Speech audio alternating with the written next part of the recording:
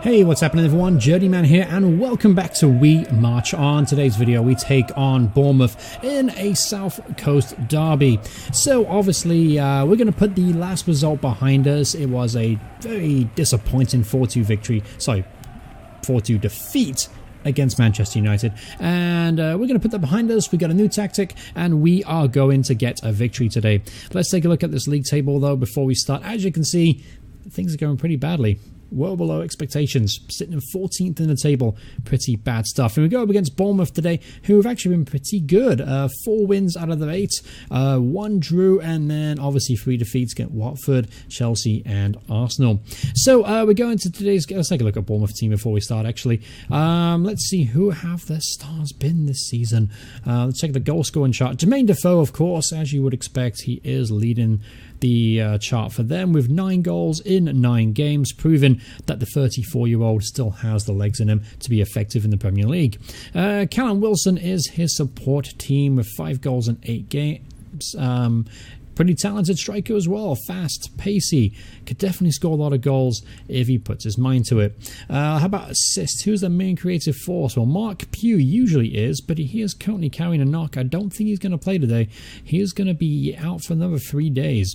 Jermaine Defoe has 3 assists, surprising. Andrew Sermon, former Saints player, has a couple of assists to his name as well. Let's do it by average rating. Anyone else to talk about really? Josh King's had a pretty good season for, well, he's only played 1 game. Junior Stanislas, average rating of 7.15. Arthur, he hasn't played much. Simon Francis, he's done pretty well at 7.09. So they've had a pretty good, solid season so far. Obviously, they can be pretty happy being 8th in the table, but hopefully we will show them up today with a nice solid victory at St. Mary's. Now they're going to line up with a 4-4-2 formation by the look of it, and I have not selected today's team. I wanted to talk through it. So sweeper keeper is going to be Fraser Forster. The reason I have a sweeper keeper is because the line is a little bit higher up the field and I need him to be on his toes. Then we go Cedric at right back, of course, the fullback attack. The ball playing defender is going to be Virgil van Dijk. He's a really good ball playing defender. He can bring the ball out of defense and play it into midfield. It's going to be a very possession-based tactic, so I need to have a good ball-playing defender. He's going to be partnered with, of course, Vida. Left back, of course, is going to be Ryan Bertrand. Now, midfield, I've gone for 2 ball-winning midfielders and 1 deep-line playmaker, just because I like the dynamic of a playmaker and a ball winner. So the ball winners are going to be Mario Lemina, because he's on support and he kind of gets into the box a lot.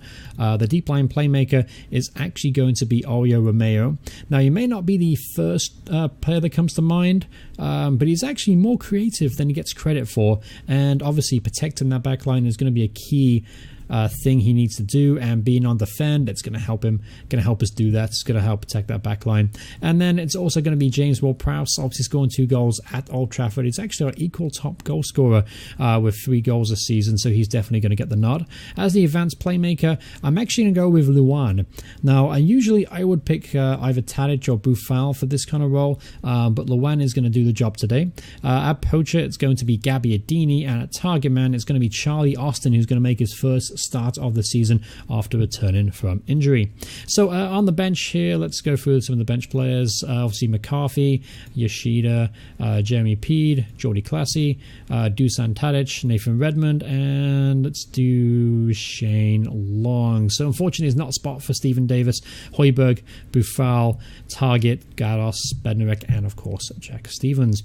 Alright, so going into today's game, we are favourites to win today, and honestly I expect to get a win despite it is a new tactic. So let's go ahead and get this team talk over with, and well, hopefully we're just going to get a win today because we desperately need it. Alright, first highlight, Hayata's going to hit it to Ebe. Ebe to Smith, who's going on the overlap here. Cross it in. Good clearance there from Vida. And Lamina's going to make the clearance. He plays it Luan. What a ball that is. Charlie Austin is almost through on goal. He holds it up, but a great tackle there from Simon Francis. Hits it long with Mayo to Lamina, who drives forward here. Lamina shoots and scores. What a goal from Mario Lamina. Super Mario with a strike. What a goal that was. Take another look at this replay. This could be a goal of the season candidate. Let's take a look. Alright, so Romeo lays off Lamina. He drives forward as I expected him to. And what a goal that is. Flew past Begovic in the Bournemouth goal. Alright, here's another highlight.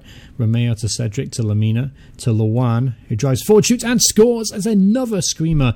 This time from the Brazilian. Luan gets his 4th goal of the season. That came in off the upright there. Take another look at this replay. I think that was another wonderful goal. Lamina with the assist this time. Shoots. Obviously, the 2 players there were blocking the keeper's vision there, but what a goal nevertheless. It is 2-0, and things are going very, very well. Perhaps a little too well. Alright, here's another one. Lamina drives in the box here, lays the Gabbiadini, and it's well blocked there. That was a good opportunity for us to make it 3-0. But look at the match stats in the top left-hand corner. 66% possession. Bournemouth are yet to have a shot on goal, and we are outplaying them at all parts of the field.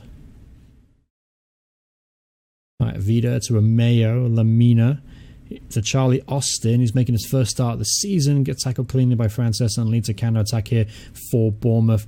Defoe back to Callum Wilson. Wilson drives in the box, hits the outside of the post, and Bertrand is going to make the clearance there. That was a good opportunity for Bournemouth.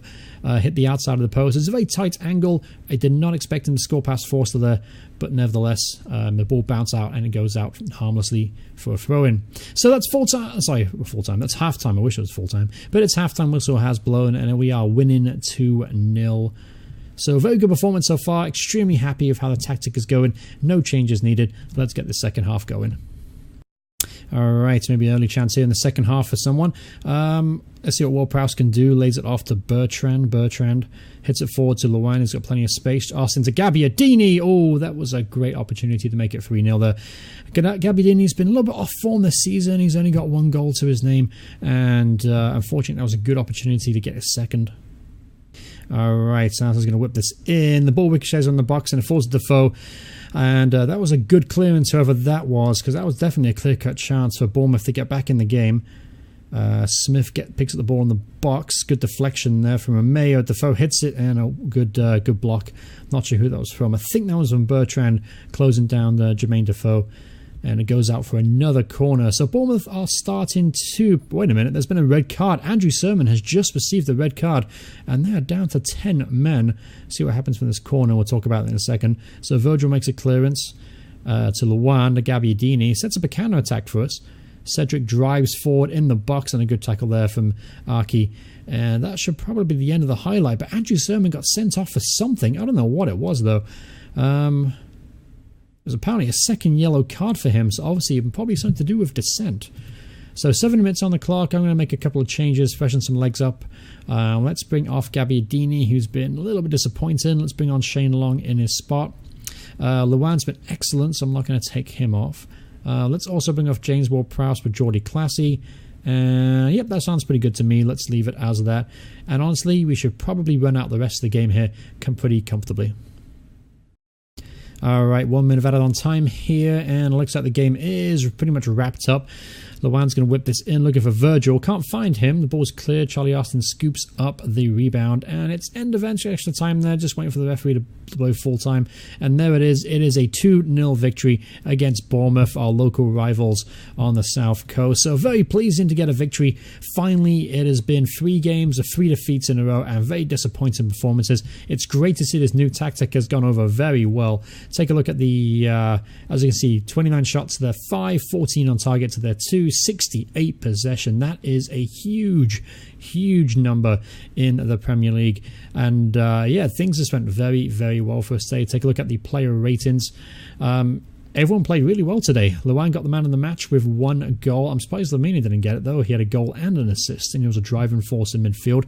Romeo got an assist from that deep line playmaker role, which is very pleasing. The only disappointing thing about today was probably the effort of our strikers, Charlie Austin and Manola Gabbiadini, and then Shane Long didn't really have much time to make an impact, so I can't really put that on him. But nevertheless, pretty disappointing display from our strikers. But I've got a funny feeling that they'll improve in time once they get used to this tactic. as this definitely favours the forward three of the attacking midfielder and the two strikers. But that's going to round up this episode. We're going to talk about the next one real quick. So we have Leeds, Man City, Tottenham and Stoke. We're going to simulate those 4 games off camera, and then the next episode will be up against Ronald Koeman and Everton at home. So thank you guys so much for watching this video. Hope you guys have enjoyed it. If you did, remember to hit the like, and if you want to see more videos from me in the future, remember to hit subscribe. But thank you guys so much for watching, and I'll see you all in the next episode. Goodbye everyone. Goodbye.